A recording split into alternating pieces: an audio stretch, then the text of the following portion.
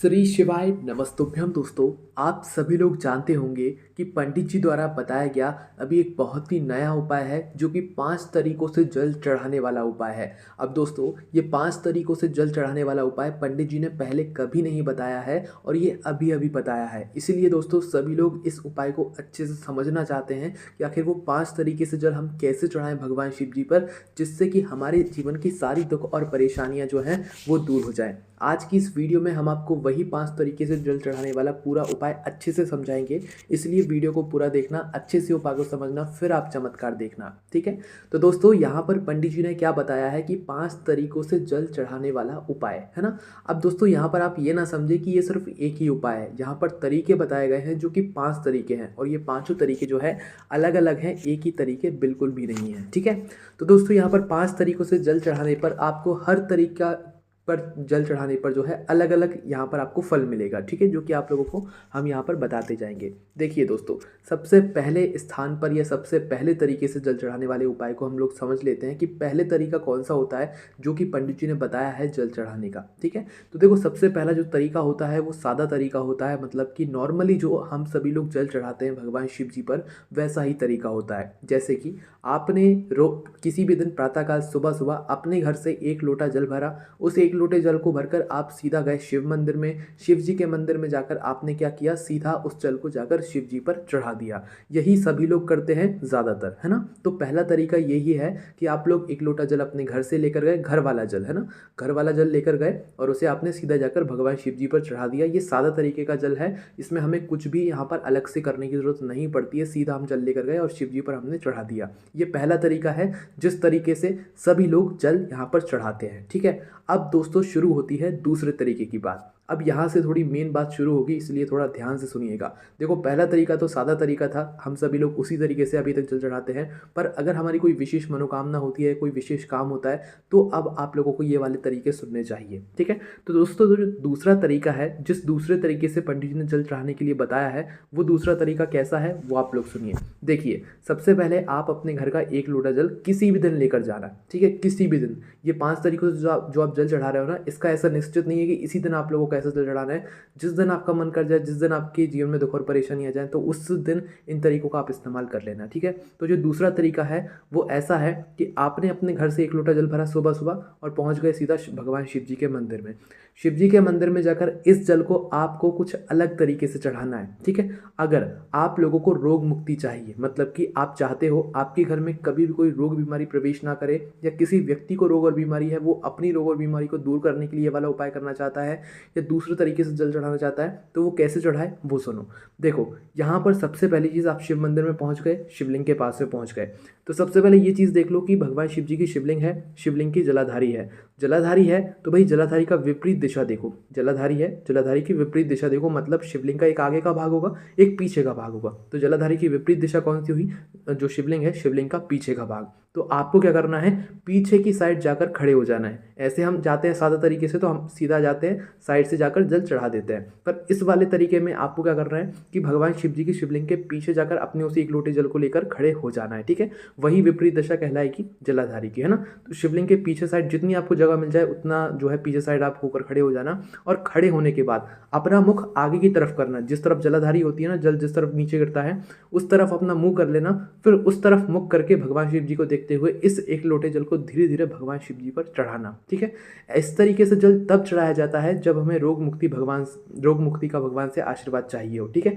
या अपनी रोग और बीमारी को जो है दूर करना हो, घर परिवार के लिए रोग मुक्ति का आशीर्वाद चाहिए, तब हम लोग यह दूसरे तरीके का जल चढ़ाते हैं। पंडित जी ने खुद बताया है। ठीक है, तो दोस्तों अभी हमने बात कर ली 2 तरीकों की। अब हम बात करते हैं तीसरे तरीके के बारे में कि ऐसा वो कौन सा तीसरा तरीका है जिस तरीके से हमें भगवान शिव जी पर जल चढ़ाना चाहिए और उससे क्या होता है। ठीक है, जो तीसरा तरीका है ना वो आपको कब करना है वो सुनो। देखो आप कोई काम कर रहे हो, ठीक है, आपको उसमें मतलब सफलता चाहिए, या ये वाला जो तरीका है ये कार्य सिद्धता के लिए है। जब आप किसी और से आशा न लगाकर परमात्मा से आशा लगा रहे हो, भगवान से आशा रख रहे हो कि भगवान के आशीर्वाद से आपका ये काम सफल होगा और आप कार्य सिद्धता के लिए जल चढ़ाना चाहते हो तो ये तीसरे तरीके वाला जल आप लोगों को जो है चढ़ाना चाहिए भगवान शिव जी पर अपनी कार्य सिद्धता के लिए।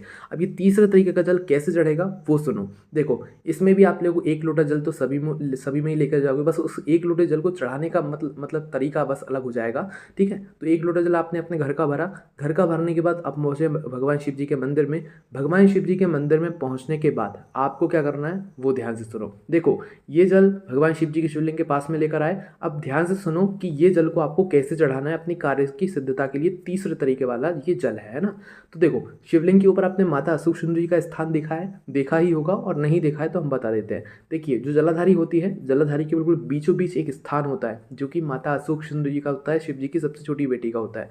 तो आपको क्या करना है, अपने एक लोटे जल को उधर कर लेना है और एक धारा से माता अशोक सुंदरी जी पर जो है जल चढ़ाना आपको शुरू करना है। ठीक है, धारा जो है बनाना है, उसको तोड़ना नहीं है, लगातार जल चढ़ाते रहना है। ठीक है, तो माता अशोक सुंदरी जी से आपको एक धारा से अपने उसी लोटे से जल चढ़ाना शुरू करना है, और वही धारा बनाते हुए, जल को रोकना नहीं है, वही धारा बनाते हुए सीधा आप लोगों को शिव जी की शिवलिंग के ऊपर उस धारा को लेकर आ जाना है। मतलब उस एक लोटे जल को जो आप चढ़ाना शुरू कर रहे हो उसको चढ़ाना बंद मत करना। चढ़ाते चढ़ाते ही जो है माता अशोक सुंदरी जी वाले स्थान से या जलाधारी से चढ़ाते चढ़ाते आप सीधा शिवलिंग पर उसे ले आना। ठीक है, धारा बनाते बनाते ही, और शिवलिंग पर जैसे ही ले आओ तो भाई शिवलिंग पर आकर पूरा जल धीरे धीरे करके आप लोग चढ़ा देना। ठीक है, जैसे ही आप लोग जल चढ़ा देते हो तो भाई ये वाला जो तरीका हो गया ना, ये आपकी कार्य सिद्धता के लिए हो गया, या भगवान का आशीर्वाद आपको प्राप्त कराने के लिए होगा। अब जिस काम के लिए जाओगे आपको उसमें सफलता जरूर मिलेगी। सीधी सी बात यह है, भगवान का आशीर्वाद आपको प्राप्त हो जाएगा अगर आप लोग इस तीसरे वाले तरीके से माता अशोक सुंदरी जी से जल चढ़ाना शुरू करते हैं और शिव जी पर जाकर जो है पूरा जल चढ़ा देते हो, तो भाई ये तीसरा तरीका आपको आपके कार्य में सिद्धता दिला देगा। ठीक है, उसके बाद में दोस्तों ये 3 तरीके हो गए। अब पंडित जी ने बताया चौथा तरीका। अब ये चौथा तरीका किस लिए है वो आप लोग सबसे पहले सुन लो। तो दोस्तों, ये चौथा वाला जो तरीका है ना, ये चौथे वाले जल चढ़ाने का तरीका, ये सबसे ज़्यादा महत्वपूर्ण है। विशेष रूप से ये माताओं बहनों के लिए, सभी कार्य के लिए, सभी मनोकामनाओं के लिए वो इस जल को चढ़ा सकती है। चढ़ा तो वैसे कोई भी सकता है, पर विशेष रूप से माताएं मैंने ज़रूर सुने इस वाले तरीके को। ठीक है, तो ये है चौथा तरीका, जिसमें आप लोगों को 5 जगह जल चढ़ाने का तरीका यहाँ पर पंडित जी ने बताया है। 5 जगह जल चढ़ाने वाला उपाय पंडित जी ने बताया। ठीक है, ये तरीका चौथा है ना। अब इसमें क्या करना है वो सुनो। एक लोटा जल इसमें भी आप लोग लेकर जाओगे, किसी भी दिन लेकर जाना, विशेष दिन पर लेकर जाओगे तो ज़्यादा अच्छी बात है। एक लोटा जल लेकर जाना, भगवान शिव जी के मंदिर पहुँचना। शिव जी के मंदिर पहुँच अब आपको क्या करना है, ध्यान से सुनो। देखो, 5 जगह जल चढ़ाने वाला उपाय बताया है, तो सीधी सी बात है 5 जगह पर जल चढ़ेगा। पर ये वाला 5 जगह पहले वाली 5 जगहों जैसी नहीं होगी, थोड़ा सा इसमें बदलाव होगा, इसलिए सुन लेना पहले, है ना। तो 5 जगह जल कैसे चढ़ाओगे, एक लोटा आपने जल लिया, भगवान शिव जी के मंदिर पहुंचे, शिवलिंग के पास में पहुंच गए। शिवलिंग के पास में पहुंचने के बाद शिवलिंग के ही ऊपर 5 अलग अलग स्थानों पर आपको जल चढ़ाना है। वो स्थान कौन से हैं वो हम आपको बताते हैं। जल आपको इस हिसाब से चढ़ाना है कि 5 जगह बराबर मात्रा में आपका जल चढ़ जाए, इतना इतना आपको 5 जगहों पर एक एक जगह पर जल चढ़ाते जाना है। ठीक है, तो सबसे पहला स्थान शिवलिंग के पास में पहुंच गए आप। अब शिवलिंग में जो है गणेश जी का स्थान रहता है। गणेश जी का स्थान कहाँ पर रहता है, जलाधारी होती है, जलाधारी का राइट हैंड साइड, मतलब सीधे हाथ की तरफ जो स्थान होगा जलाधारी का, वो गणेश जी का स्थान होगा। तो सबसे पहले थोड़ा सा जल उस गणेश जी वाले स्थान पर आपको समर्पित करना है। ठीक है, ये पहला स्थान हो गया, आपने जहाँ पर थोड़ा सा जल गणेश जी वाले स्थान पर समर्पित किया। दूसरा स्थान होगा कार्तिकेय जी वाला स्थान, जो कि जलाधारी के लेफ्ट हैंड साइड या उल्टे हाथ पर होगा। तो यहाँ पर भी आप लोगों को थोड़ा सा जल यहाँ पर समर्पित कर देना है। ठीक है, 2 जगह आपने जल समर्पित किया। अब जो तीसरा स्थान है ना, वो है माता अशोक सुंदरी जी का स्थान। अभी हमने आपको बताया था माता अशोक सुंदरी जी का स्थान, जो कि जलाधारी के बिल्कुल बीचों बीच में होगा। तो कार्तिकेय जी वाले स्थान पर जल चढ़ाने के बाद जलाधारी के बिल्कुल बीचों बीच में माता अशोक सुंदरी जी वाले स्थान पर आप लोग जल चढ़ा देना। 3 स्थान हो गए। अब जो चौथा स्थान होगा ना, वो होगा भगवान शिव जी का शिवलिंग। क्या होगा, भगवान शिव जी का शिवलिंग, ये चौथा स्थान है। तो शिवलिंग के ऊपर लाना जल, और मतलब थोड़ा सा जल जो है शिवलिंग के ऊपर भी आप लोग चढ़ा देना।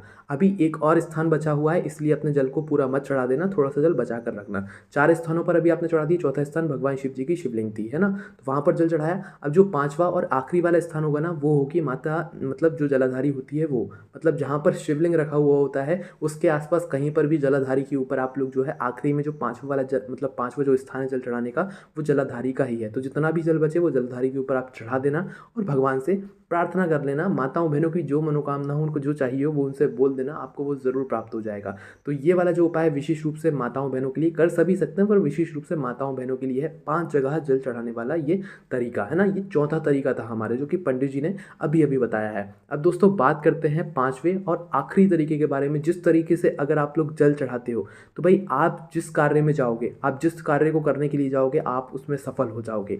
कोई व्यक्ति अगर अपना कोई नया काम शुरू कर रहा है या कोई भी चीज़ शुरू कर रहा है उसमें उसको सफलता चाहिए, तो भाई इस तरीके से जल चढ़ा देना, ये 5 वाले तरीके से आप अपने कार्य में ज़रूर सफल होगे, काम में ज़रूर सफल होगे। ये उपाय कोई भी कर सकता है, कोई दिक्कत नहीं है। जिसको अपने काम में किसी भी तरीके की परीक्षा, इंटरव्यू, नौकरी में सफलता चाहिए हो, तो इस तरीके से जल ज़रूर चढ़ाना भगवान शिव जी के शिवलिंग के ऊपर।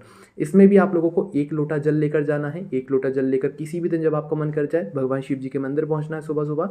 अब पहुंचने के बाद क्या करना है कि इस वाले जल को आपको 3 स्थानों पर चढ़ाना है। 3 स्थानों पर बराबर मात्रा में, ये हमने आपको पहले ही बता दिया, ठीक है। तो 3 स्थानों में से जो सबसे पहला वाला स्थान होगा ना, वो कहाँ पर होगा वो सुनो। देखो, सबसे पहला स्थान होगा, शिव जी की शिवलिंग होती है, शिवलिंग के ऊपर एक पात्र टंगा हुआ होता है जिसके अंदर शिव जी की 5 पीठियों का स्थान होता है, जया, विषहरा, शामली बारी, तवतली और देव, ठीक है। ये स्थान होता है शिवलिंग के ऊपर, जो कि एक पात्र के अंदर होता है जिसके अंदर जल भरा हुआ होता है, जिससे बूंद बूंद करके जल शिव जी पर टपकता है, जिसे हम जलाधारी भी कहते हैं और शिव जी की 5 पीठियों का स्थान भी कहते हैं।